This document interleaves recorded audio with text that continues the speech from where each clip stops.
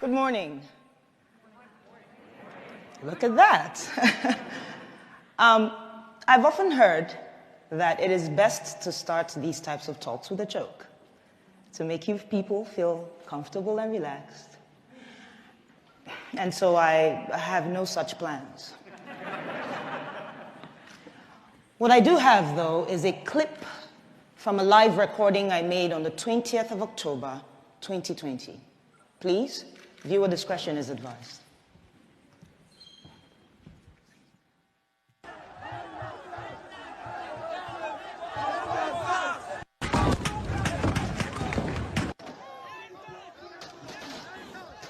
They're shooting us!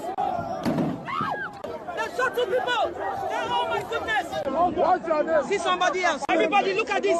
These are the bullets that were falling by our side, that we were dodging bullets. My name is Obianuju Catherine Ude. Don't worry, you can call me DJ Switch. I'm from Enugu State, which is in the southeast region of Nigeria.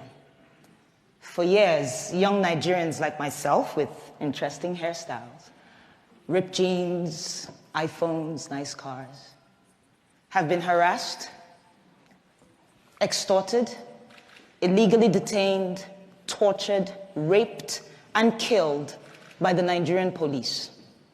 Specifically, a unit of the Nigerian police called SARS.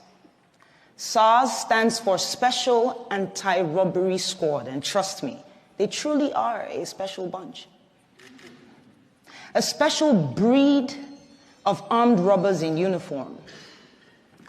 A special group and gang of rapists with a badge. A special crowd of murderers with a license to carry a gun. For as long as I can remember, we begged and petitioned the Nigerian government to put an end to this corrupt unit. And to their credit, they complied, or at least it seemed like they complied. First, with the disbandment of SARS in 2016, then again in 2017, 2018, 2019. I know it's an abusive relationship. 2020, and I know we all won't be forgetting 2020 in a hurry. As the coronavirus ravaged the globe, back home in Nigeria, we were more afraid of another type of virus, SARS. On the 3rd of October, a video surfaced online where SARS officers shot a young man and fled with his Lexus SUV. We were outraged. But this was followed by the gunning down of an up-and-coming Nigerian musician. I'm a musician. Could have been me. At this point, the hashtag #EndSARS was trending all over the world. And thanks to Nigeria's biggest celebrities and artists, influencers who said, enough is enough, it is time we speak up. And so by the 8th of October, the streets of Nigeria were filled with young men and women protesting police brutality, and I was one of them. But it is the 20th of October, 2020, that has brought me here today. On that very horrible day, the Nigerian army, sanctioned by the Nigerian government, stormed the Lekki toll gate. And this is a major roadway in Lagos State, by the way. No warning, no dialogue. Soldiers opened fire on unarmed, peaceful protesters with live ammunition. We cried, we braced, and we started to sing the national anthem, just with the hopes that they recognize we're not their enemy. It made no difference. As I laid on the floor, I remember a young man, he just jumped on top of my body and he was screaming, "Cover her, cover her." I couldn't really make sense of what the whole thing was about. He was struck by a bullet on his lower back.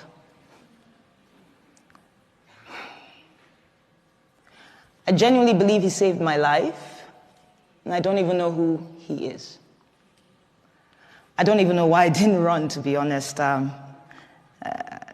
At that time, I thought it was the end.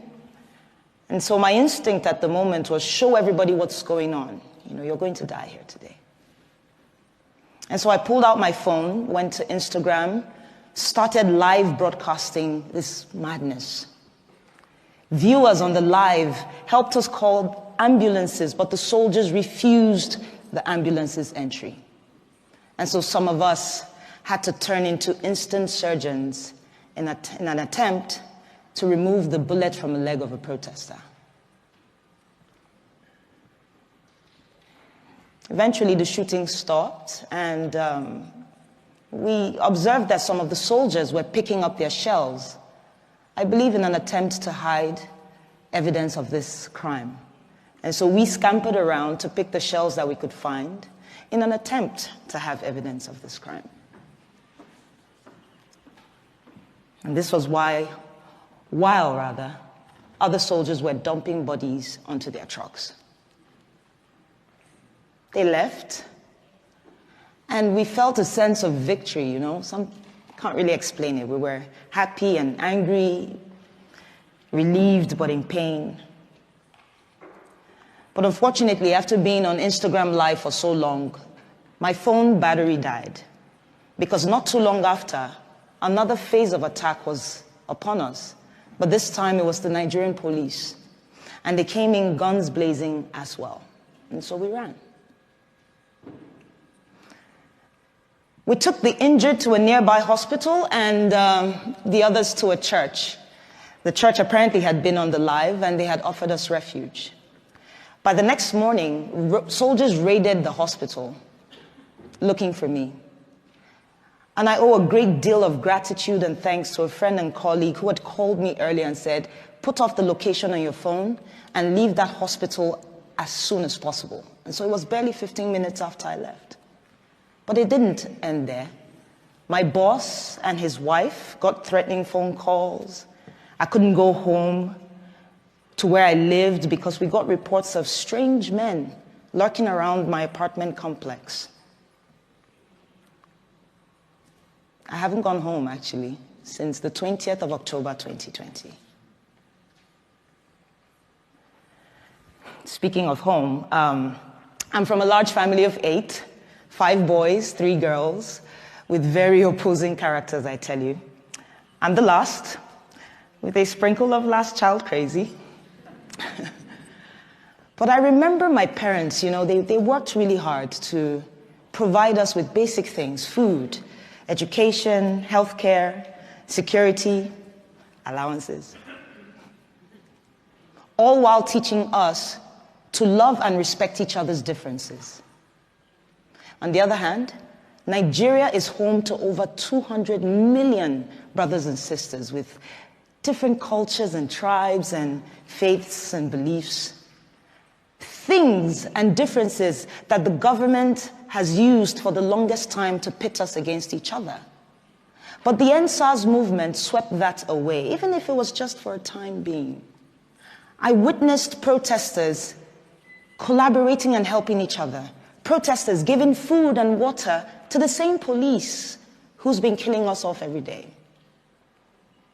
Others provided security. Another group provided funds that were donated to them, in the hundreds of thousands of dollars, for legal and medical attention to protesters who needed it.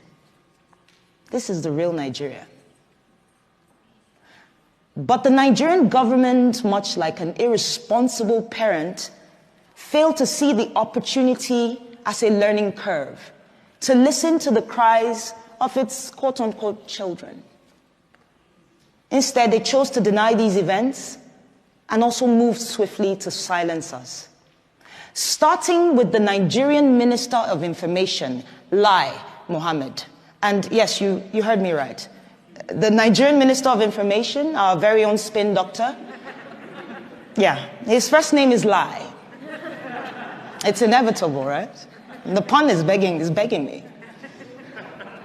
Lai called the shooting a fabrication of a massacre without bodies.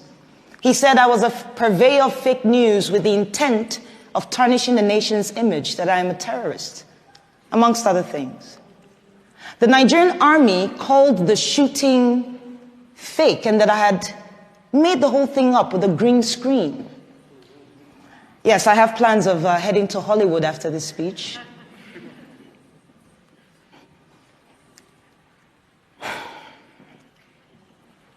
You know, 15 people died on the 20th of October, and not a single government official, police, or army personnel has been brought to book.